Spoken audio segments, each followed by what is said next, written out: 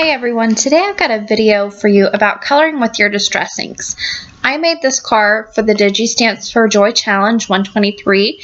Your option is to add butterflies. There's a look at the card that I'm going to make, and I'm going to first take you in Photoshop Elements where I designed this card.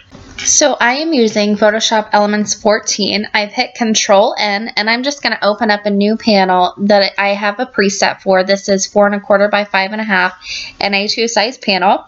And then I'll go ahead and go up to File, click Place, choose my butterfly border PNG, and I'll place that on my card front, stretch it out just a little bit, and then I'll go ahead and click the green arrow. Now I just want to use a portion of this stamp, that top portion that kind of sticks out. I don't want the whole thing. So how I do this is I use the rectangle marquee tool. I'll go ahead and select that, and then I'm just going to drag my rectangle around what part I want to use. So I'll just drag it around that top portion there. And once I've got selected the part that I want to use, I will use my mouse and I will right click that and layer via copy. That's just going to copy the portion I have selected, and you'll have a new layer up in your layers tab. Now you can go ahead and click your butterfly border PNG layer, and you can delete that because you don't need it anymore. Now I've got this ready to go. I'm going to go ahead and bring it down to the bottom right hand corner, and I'm just going to stretch this out pretty far. I want it to fill up a lot of the card front. So I will just go ahead and use my mouse to drag that upper left hand corner out, and I just want to make sure that this fills up pretty much the entire right side of the panel. Once I have this exactly where I want it, I can go ahead and click that green arrow to make sure it stays put.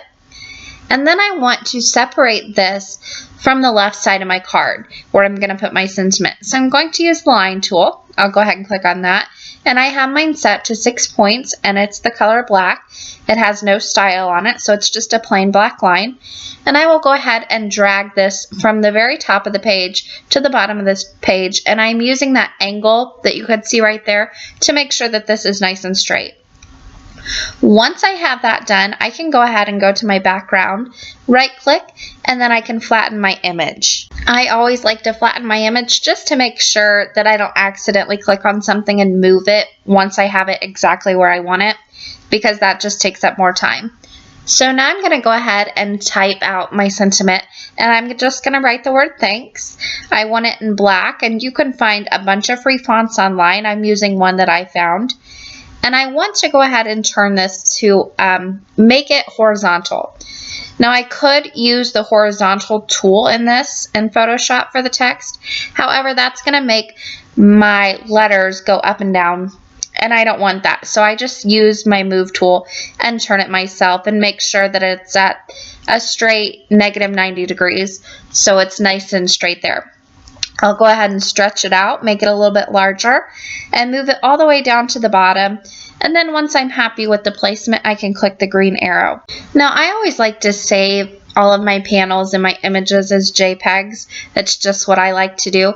So to be able to do that and not have to change anything, I always flatten out my images. Again, right click on your background layer and click flatten image.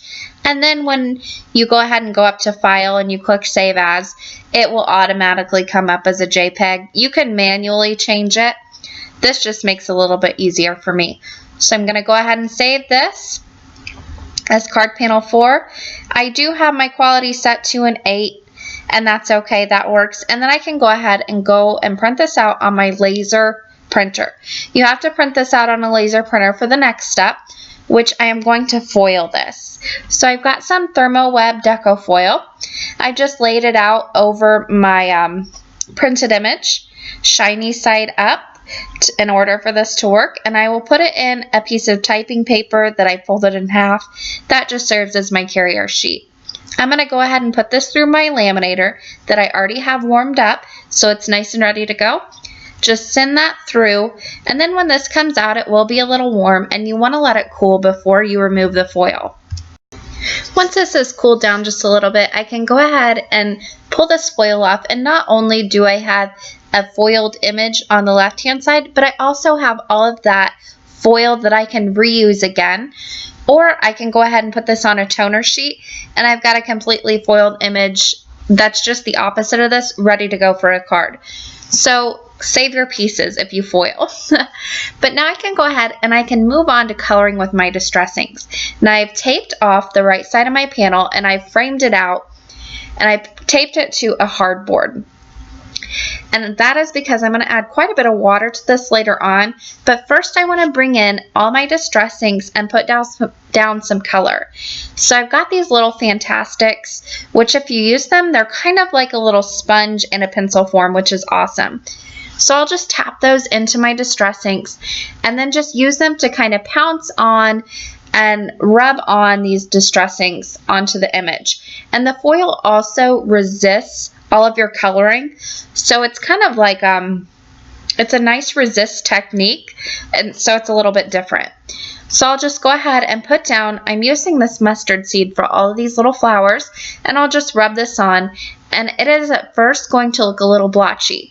You will definitely see it when I try to blend the two greens on my leaves together right here. It's going to look pretty blotchy and pretty awful. However, my next step is going to fix all this. So I'll go ahead and just keep blending the colors on. I'm going to use some picked raspberry and peacock feathers on those little butterflies. And then just to give the background a little color, I'll go ahead and blend on some salty ocean in the sky.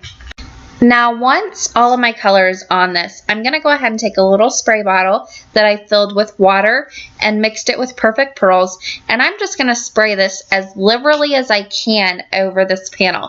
Now this is plain cardstock, it's not watercolor cardstock, so I can't use a whole lot, but I want to spray it as much as possible just to get the color moving a little bit.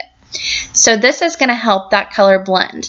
It also, because I put Perfect Pearls in there, you can see the shine that it gives to the tape, but it also gives a lot of shine to the white cardstock in real life. Now I've sprayed this pretty well, so now I'm going to take a damp baby wipe and I'll just mop up all the excess water so it doesn't ruin my cardstock. And then there was still a little bit that I wasn't happy with the blending, so I'm just going to take that damp baby wipe and blend it out a little bit more, and there you can see all of that blotchiness is gone. Now I went ahead and sped this drying up with my heat tool and to get rid of a lot of the warping that happened, and now I'm going to pull back this tape. Now if you do this technique and you tape over foil, you're going to notice when you pull this tape up that it pulls up a little bit of the foil, but you can't tell on the foiled image at all. You can just see it on the tape. There you can see I pulled up some of that thanks, but you can't tell on the finished card. So when it was time to start putting this card together, I realized I didn't want to take anything away from the panel that I had just created. So what I decided to do, I had cut it down a little bit smaller than an A2 size card, so I just put some double-sided adhesive on the back of that. I will line it up in the upper left-hand corner of an A2 top folding card base, and then I'll just trim off the excess around it, and it still fits in a standard A2 envelope, so it still will go through the mail just fine. That finished off the card for today. I hope you guys enjoyed the video, and I will leave you with just a few pictures of the finished card.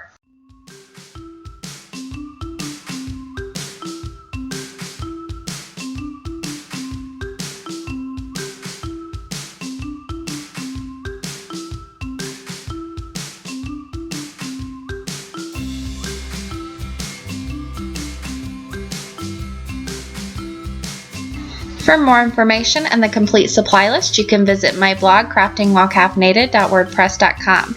If you want to enter one of your cards in the Digistamps4Joy challenge, the link will be in the description box below. Thank you guys so much for watching, and happy crafting!